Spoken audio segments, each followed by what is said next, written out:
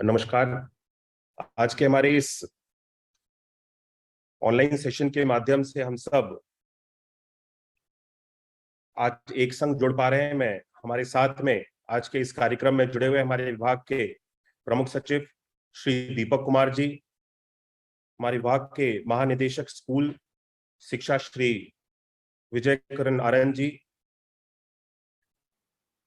निदेशक हमारे शिक्षा श्री सर्वेंद्र विक्रम बहादुर जी, मेरे साथ में कार्यक्रम में जुड़े हुए हमारे सभी समस्त अधिकारीगण और हमारे साथ में जुड़े हुए सभी हमारे शिक्षक, शिक्षा मित्र, अनुदेशक, जितने भी लोग आज इस कार्यक्रम के माध्यम से हमारे साथ जुड़े हुए हैं, सभी शिक्षकों का मैं अपने हृदय से इस कार्यक्रम में स्वागत करता हूं, वंदन करता हूं। आज हम सब लोग, हमारा एक नया सत्र फिर से प्रारंभ हो गया है और ग्रीष्मकालिक अवकाश के बाद में 16 जून से, जैसा कि हम सभी देख रहे हैं कि हमारे विद्यालय फिर से खुल गए हैं। प्राथमिक विद्यालयों में सभी तरह के जितने भी सेवाएं हैं वो पूरी तरह से फिर से संचालित की गई हैं। स्कूल खुले हैं, तो हमारे जितने भी हमारे शिक्षक हैं, हम शिक्षकों का सबसे बड़ा दायित्व बनता है कि स्कूल खुल जाने के बाद में जो भी सुविधाएं बच्चों को मिलनी चाहिए, वो सारी सुविधाएं बच्चों तक पहुंचे। स्कूल में सारी व्यवस्थाएं ठीक हो, स्वच्छता पे हम सब लोगों को सबसे पहले ध्यान देना चाहिए, क्योंकि काफी लंबे समय तक स्कूल्स हमारे बंद रहे और काफी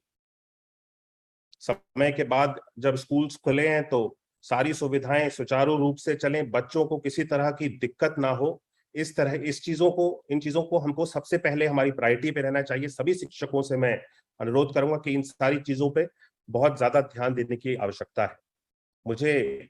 मालूम है कि हमारे शिक्षक अपने पूरे उत्साह के साथ और पूरे जोश के साथ हमारे स्कूल्स खुले हैं। सभी लोगों ने वापस हमारे स्कूल्स में आकर के अपने कार्यों को प्रारंभ किया है और बच्चे भी पूरी रुचि के साथ हमारे जो स्कूल्स हैं पठन पाठन के कार्य के साथ जुड़े। बच्चों की स्ट्रेंथ पूरी हो, इस पे हम सब लोग पूरा ध्यान दें। मेरा सभी शिक्षकों से अनुरोध है कि बच्चे स्कूल में जब आते हैं तो वे कुछ ना कुछ पॉजिटिव हर दिन सीख करके जाएं। बच्चों को प्रेरित करना, बच्चों को एक पॉजिटिव एनवायरनमेंट हम सब लोग स्कूल में किस तरीके से बना सकें, ये हमारा सबसे बड़ा दायित्व बनता है। क्योंकि बच्चा स्कूल में शिक्षा तभी ग्रहण करेगा जब उसको लगेगा कि स्कूल में एक पॉजिटिव एनवायरनमेंट है। बच्चा जब तक अपने शिक्षक को अपने रोल मॉडल के रूप में नहीं देखेगा, तब तक मुझे नहीं लगता कि कोई भी बच्चा किसी भी शिक्षक द्वारा दी गई जो भी बातें बताई जाती हैं, जो भी उनको पाठ्य पुस्तकों से संबंधित, उनके विभिन्न तरह के कार्यक्रमों से संबंधित जो भी शिक्षक अपने बच्चों को समझाने के प्रयास करते हैं, जब तक वह शिक्षक उस बच्चे का रोल मॉडल के रूप में नहीं बनेगा, तब तक मेरा ऐसा मानना है कि वह जो बच्चा है उसके द्वारा दी गई शिक्षा को उस तरह से ग्रहण नहीं करेगा जिस तरह से उसे ग्रहण करना चाहिए। और हमारे यहाँ पे तो शिक्षकों को बच्चों के जो स्कूल है, स्कूल को बच्चों का दूसरा घर कहा जाता है और शिक्षक बच्चों के दूसरे अभिभावक के रूप में कार्य करते हैं। तो हम सब लोग, जब इतना बड़ा दायित्व है हमारे ऊपर, तो हमारे दायित्वों को हम सब किस तरीके से उसका निर्वहन करें, हमें अपनी जिम्मेदारियों को समझते हुए उसके प्रति पूरी अपनी अलर्टनेस हम लोगों को बरतनी चाहिए और बच्चों के प्रति कोई भी छोटी से छोटी हम सब लोग कमी को देखते हुए उसको पूरा करने का, क्योंकि सरकार का प्रयास है कि बच्चों को बेहतर से बेहतर शिक्षा दी जाए और सरकार हर एक सुविधा हर एक बच्चे तक पहुंचाने के लिए, पूरी मूलभूत सुविधाओं को पहुंचाने के लिए हर एक प्रयास कर रही है। तो हम सब, क्योंकि शिक्षक, मैं समझता हूं कि कोई भी योजना अगर सरकार की आती है तो शिक्षक का सबसे बड़ा दायित्व है या फिर शिक्षक का सबसे बड़ा रोल है उस योजना को हर एक बच्चे तक पहुंचाने के लिए। शिक्षक हमारे विभाग में किसी भी योजना को मजबूती से लागू करने के लिए सबसे अहम कड़ी है। तो हम सब शिक्षकों का पूरा ध्यान होना चाहिए कि हम सब सरकार द्वारा जितनी भी योजनाएं चलाई गई हैं, हर एक योजना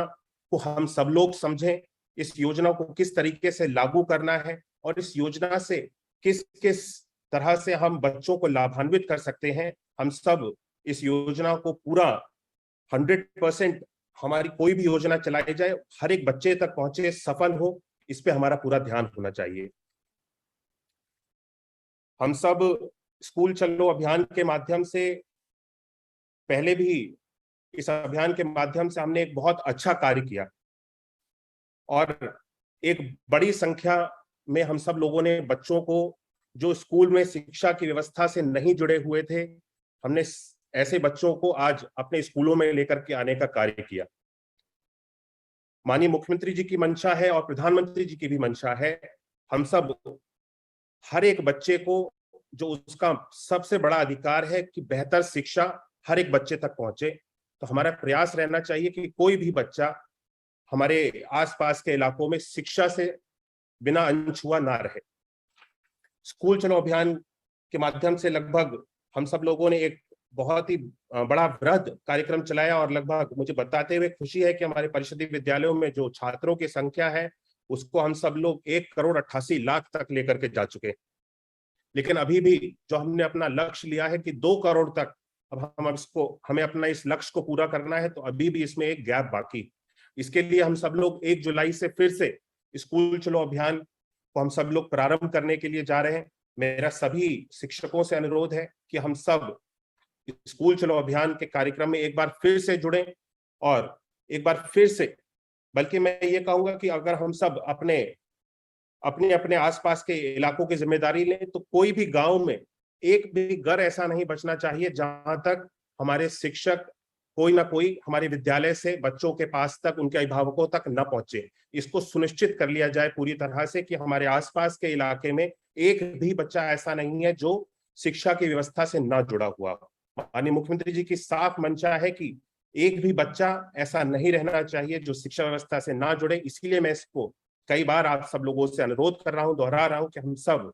अपने आसपास के इलाकों में 1 जुलाई से जब ये फिर से स्कूल चलो अभियान के माध्यम से हम कार्यक्रम को प्रारंभ करें तो एक एक घर जाकर के हम सब इस कार्यक्रम के माध्यम से अपना जो संवाद है अभिभावकों के साथ बनाने का कार्य करें। हम सब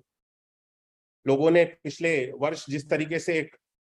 नई तरह की व्यवस्था प्रारंभ की, डीबीटी के माध्यम से हम सब लोगों ने जो 1100 रुपए की धनराशि है बच्चों के खाते तक पहुंचाने का हम सब लोगों ने माननीय मुख्यमंत्री जी की जिस तरीके से मुख्यमंत्री जी के डायरेक्शंस मिले, हम सब लोगों ने एक योजना बना करके सभी बच्चों के खाते तक 1100 रुपए की धनराशि को पहुंचाने का हम सब लोगों ने एक योजना बनाई और काफी हद तक इस योजना को हम सब लोग पूरी तरह से सफल बना पाए, क्योंकि इस योजना को सफल बनाने के लिए आप सब लोगों का योगदान भी बहुत ज्यादा आवश्यक है। जब तक हम अपने जो आधार से बच्चों का वेरिफिकेशन होना है, आधार सीडिंग को जब तक हम सब लोग पूरा नहीं कर लेते, तब तक इस योजना को भी हम सब जो बच्चों के लाभ के लिए है उसको हर एक बच्चे तक पहुंचाने में हम सब लोग समर्थ नहीं होंगे।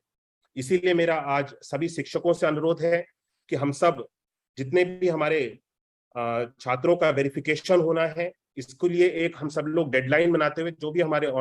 एनरोल्ड छात्र हैं, अभी तक 20 दिन में, आने वाले 20 दिन में हम सब लोग सभी छात्रों का वेरिफिकेशन पूरा कर लें, जिससे कि हम सब लोग डीबीटी के माध्यम से जो धनराशि बच्चों तक पहुंचाई जानी है, बच्चों के अभिभावकों के खातों तक पहुंचाई जानी है, उस प्रक्रिया को हम सब लोग बिना किसी रोक टोक के और बिना किसी उसमें हिंड्रेंस के हम सब लोग पूरा कर पाए। क्योंकि जब वेरिफिकेशन एक बार पूरा हो जाएगा तो सारा डीबीटी के माध्यम से धनराशि भी बच्चों तक पहुंचाई जाएगी। इसी के साथ साथ हमको यह भी सुनिश्चित करना है कि जो धनराशि बच्चों तक पहुंचाई जा रही है, इस धनराशि का अभिभावकों के द्वारा ठीक प्रयोग किया जाए। जिसके लिए ये धनराशि दी गई है, बच्चों को जूते, मोजे, स्वेटर, बैग्स, ये सारी सुविधाएं इस 1100 रुपए की धनराशि में जो बच्चों को मुहैया कराई जानी है, वो हर एक अभिभावक बच्चों को मुहैया कराए। ये हम सब शिक्षक का सबसे बड़ा दायित्व है, क्योंकि आप ही लोग इस चीज को ग्राउंड स्तर पे, आप सब लोग हर एक बच्चे से टच में रहते हैं, हर एक बच्चे के अभिभावकों से आप सब लोग टच में रहते हैं। तो आपका दायित्व बनता है कि हर एक अभिभावक इस जो सरकार की योजना है डीबीटी के माध्यम से जो धनराशि दी गई है, इसका प्रयोग करते हुए बच्चों के लाभ के लिए जो जो चीजें, सुविधाएं उनको उपलब्ध कराई जानी है, वो सारी चीजों को हमारे शिक्षक इसको सुनिश्चित करें कि वहां तक पहुंचाई जाए। इसी के साथ साथ हम सब लोग मध्याह्न भोजन के माध्यम से भी, मिड डे मील के माध्यम से बच्चों को पौष्टिक आहार हम सब लोग उपलब्ध कराते हैं। और बच्चों की जो पौष्टिक आहार है उसका एक फिक्स्ड मेन्यू है। हम सब लोग शिक्षक पहले से अच्छा कार्य कर रहे हैं। मैंने देखा है कि सब कई स्कूल्स में जाकर के मैंने भी स्वयं देखा कि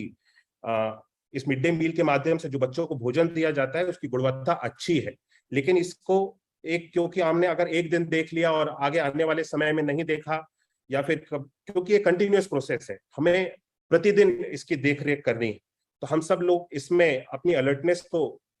पूरी तरह से बनाए रहे कि बच्चों को जो फिक्स्ड मेन्यू है उसके अनुसार जो पौष्टिक आहार बच्चों को मिलने चाहिए उसकी गुणवत्ता पूरी बनी रहे। क्योंकि बच्चों को अगर पौष्टिक आहार नहीं मिलेगा तो बच्चों का जो मानसिक विकास है, उनका शारीरिक विकास है, जब तक इन सारी चीजों पे हम ध्यान नहीं देंगे तो जो हमारा मेन दायित्व है कि बच्चा शिक्षित हो और अपने अपने क्षेत्रों में बच्चे, जिन जिन क्षेत्रों में बच्चों की रुचि है वो बच्चे आगे बढ़े, शायद उसमें हम सब लोग सफल ना हो। तो सबसे ज्यादा महत्वपूर्ण है कि बच्चों के जो भी पौष्टिक आहार है उनको गुणवत्तापरक पौष्टिक आहार मिले, सारी चीजें सुविधाएं बच्चों को जो हमारी सरकार के द्वारा दी जानी है वो सारी चीजें मिले। मेरा शिक्षकों से यह भी अनुरोध है कि हम सब, क्योंकि हमारे पास में अगर हम छात्रों की संख्या को लेकर के आए तो शायद प्रदेश में शायद ही कोई इतना बड़ा राज्य हो जिसके पास इतने बड़े छात्रों की संख्या हो। हम सब छात्रों की संख्या हमारे पास अधिक है तो हमारे पास में अवसर भी ज्यादा है। हम सब लोगों को एक एक छात्र, मेरा ऐसा मानना है कि हर एक छात्र में कोई ना कोई हुनर होता है। हर एक छात्र किसी ना किसी क्षेत्र में बेहतर करना चाहता है, हमें केवल उसके हुनर को पहचानने की आवश्यकता है। हम सब उसके हुनर को पहचाने, बच्चों को केवल और केवल शिक्षा से ही ना जोड़ के रखें, एक्स्ट्रा करिकुलम एक्टिविटीज के माध्यम से भी हम सब बच्चों को एंगेज रखें। जिन बच्चों की खेल कूद में रुचि है, हम सब लोग ऐसे बच्चों को देखें जो अलग अलग क्षेत्रों में, खेल के अलग अलग खेलों के क्षेत्र में जो बच्चे अच्छा कर सकते हैं, हम उनकी प्रतिभाओं को हम सब लोग पहचानने का कार्य करें। शिक्षक, क्योंकि शिक्षक हर एक छात्र से, जैसा कि मैंने पहले कहा, हर एक छात्र से एक अभिभावक का जिस तरीके से रिलेशन होता है उस तरह से एक शिक्षक का अपने स्कूल में आने वाले बच्चों के साथ रिलेशन होता है। तो वह शिक्षक बच्चों के प्रति संवेदनशील हो और बच्चों की हर एक, उसकी इच्छाएं क्या हैं उसके अनुसार हम सब उसको आगे बढ़ाने का कार्य करें। हमारी इस तरह की मंशा होनी चाहिए। हम सब पूरी तरह से विभाग को मिल करके और बेहतर किस तरीके से बनाया जा सकता है, हमारा प्रयास रहता है कि बेहतर से बेहतर चीजें बच्चों के लिए कराई जाएं। माननीय मुख्यमंत्री जी भी इसको लेकर के हमेशा चिंतित रहते हैं। हम सब का प्रयास रहता है कि बच्चे बेहतर हो, शिक्षा बेहतर हो। लेकिन पिछले दिनों में हम सब लोगों ने देखा कि कोविड काल में किस तरीके से हम सब लोगों के स्कूल भी बंद रहे, शिक्षा बच्चों की बहुत ज्यादा सफर हुई है। 2 वर्ष तक लगभग किसी भी तरह का कोई पठन पाठन का कार्य स्कूल्स में जाकर के नहीं हुआ, ऑनलाइन शिक्षा के माध्यम से क्लासेस को चलाया गया। लेकिन हम सब जानते हैं कि बच्चे की शिक्षा इस पिछले 2 वर्षों में कहीं ना कहीं किसी ना किसी जगहों पे कॉम्प्रोमाइज हुई, सफर हुई। इसको लेकर के हम सब लोगों को विभिन्न तरह के कार्यक्रम भी चलाए जा रहे हैं। निपुण भारत मिशन के अंतर्गत विभिन्न तरह के कार्यक्रम चलाए जा रहे हैं। हमारे प्राथमिक कक्षाओं में फाउंडेशन लिटरेसी और न्यूमरेसी के लक्ष्यों को भी हम सब लोगों को प्राप्त करने और कक्षा 3 तक के सभी बच्चों को पढ़ने लिखने और संख्या ज्ञान में ग्रेड स्तर की अपेक्षित दक्षताएं प्राप्त कराने के उद्देश्य हेतु निपुण भारत मिशन के अंतर्गत हम सब लोगों ने इस कार्यक्रम को प्रारंभ किया है। इस दिशा में विद्यालयों में कक्षा का वातावरण सुधारने एवं आकर्षक बनाने के लिए विभाग द्वारा टीएलएम के अंतर्गत वर्कबुक्स, प्रिंटेड सामग्री, विभिन्न मॉड्यूल्स, गणित किट, लाइब्रेरी बुक्स एवं समय सारणी आदि शैक्षणिक सामग्री उपलब्ध कराई गई है। सभी शिक्षकों से अपेक्षा है कि हम सब मिल करके विभाग द्वारा उपलब्ध कराए गए जो भी हमारे कैलेंडर के अनुसार साप्ताहिक समय सारणी का अनुपालन करें, इसको सुनिश्चित कराएं और बच्चों को हम सब समयबद्ध रूप से निर्धारित निपुण दक्षताओं को प्राप्त करने में हम सब लोग अपना सहयोग दे सके। निपुण भारत के लक्ष्य की प्रति हेतु वर्तमान शैक्षिक सत्र में हमारी सरकार के द्वारा विभिन्न तरह की सामग्रियां उपलब्ध कराई जा रही हैं, जिसके अंतर्गत एनसीईआरटी की लाइब्रेरी बुक्स हैं, उपचारात्मक शिक्षा हेतु टीचर्स गाइड है, मैथ्स की किट है, साइंस किट है, शिक्षकों के लिए टैबलेट है, और साथ साथ हम सब लोगों ने लक्ष्य लिया है कि 18,000 से अधिक उच्च प्राथमिक विद्यालयों में हम सब लोग स्मार्ट क्लासेस को भी इस वर्ष प्रारंभ करने के लिए जा रहे हैं। मेरा ऐसा मानना है कि हम सब, क्योंकि हमारा आज का युग टेक्नोलॉजी का युग है और हम सब किस तरीके से देख रहे हैं कि आज रोजमर्रा के जीवन में किस तरह से टेक्नोलॉजी के प्रयोग से हम सब लोग चीजों को, जो काफी लंबे समय लगने वाली जिन चीजों को करने में काफी लंबा समय लगता था, आज टेक्नोलॉजी के माध्यम से हम कुछ ही कम समय में इन सारी चीजों को पूरा कर लेते हैं।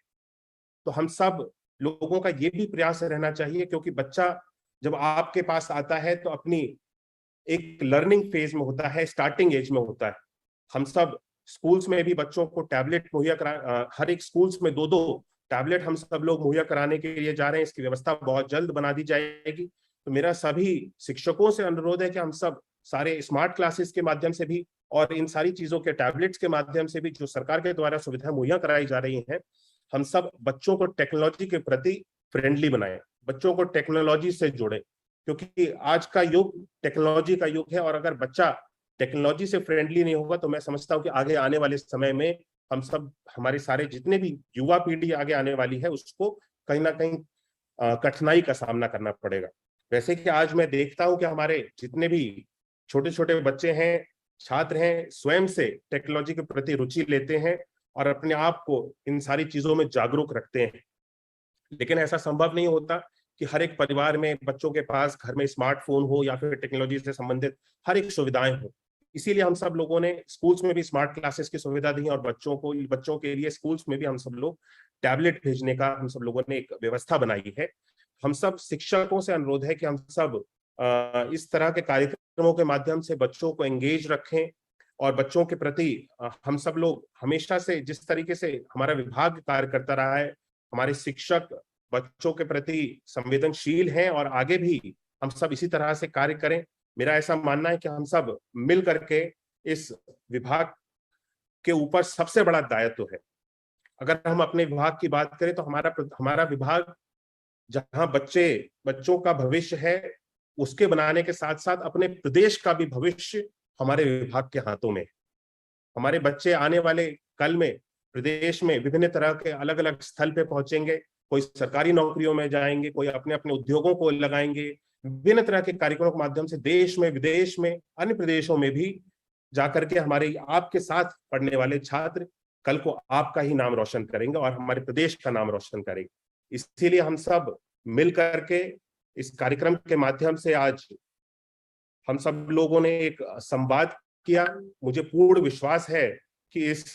कार्यक्रम के माध्यम से आज अलग अलग विशेषज्ञ भी आप सब लोगों से बातें करेंगे और अपने अपने टॉपिक्स पे आप सब लोगों के साथ चर्चा करेंगे।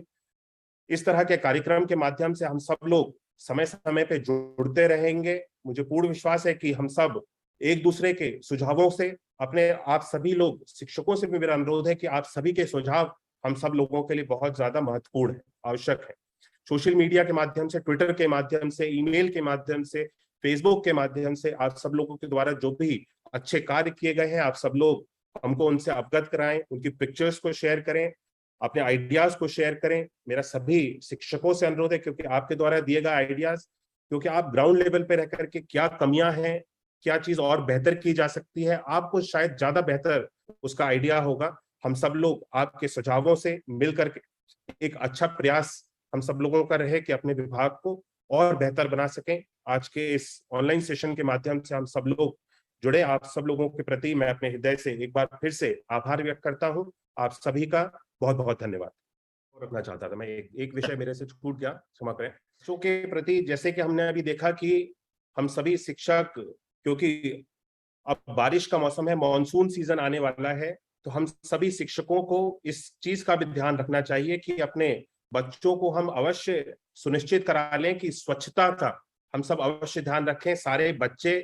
स्वच्छता के प्रति हम सब स्कूल में आकर के उनको विशेष तरह का कोई सेशन हो किसी समय में, सारे बच्चों स्वच्छ हो, इसको अवश्य चेक किया जाए कि बच्चे स्कूल जब आते हैं तो प्रॉपरली ड्रेस होकर के आए। और बच्चों को यह भी हम सब ज्ञान दें, क्योंकि जब बारिश का सीजन आता है तो अलग अलग तरह की बीमारियां हैं, डेंगू है, मलेरिया है, जेई है, अलग अलग तरह के जितने भी ऐसे संचारी रोग हैं, सरकार के द्वारा विशेष अभियान चलाया जा रहा है। जगह जगहों पे इस तरह का कोई गंदा पानी कलेक्ट ना हो, सफाई हो, इस तरह के अभियान चलाए जा रहे हैं। लेकिन हम सब शिक्षकों का भी इसमें दायित्व तो बहुत ज्यादा बड़ा है, तो हम सब इसका अवश्य ध्यान रखें कि सारे बच्चों को हम सब इन सारी बीमारियों से दूर रखने के लिए जो भी उचित उपाय हो सकते हैं सारे बच्चों को दिए जाएं। बच्चे जैसे कि स्कूल आते हैं तो अपनी शर्ट और पैंट, बच्चे पूरी जैसे फुल बाहों की शर्ट पहने, जब भी खेलने के लिए जाते हैं तो बच्चे फुल बाहों की शर्ट पहने, फुल पैंट पहने, क्योंकि इस तरह की कोई भी छोटी चीजें बच्चों को इन सारी घातक बीमारियों से इनकी तरफ लेकर के जाने का कारण हो सकती हैं। तो हम सब अपने छात्रों को, हम सब जितने भी हमारे शिक्षक हैं, हमारा सबसे बड़ा दायित्व है कि इस समय अपने सारे छात्रों को, उनके अभिभावकों को भी हम सब इस अभियान के साथ जोड़ते हुए उनको जागरूक करें और अपने बच्चों को हम सब लोग स्वस्थ बनाएं। धन्यवाद।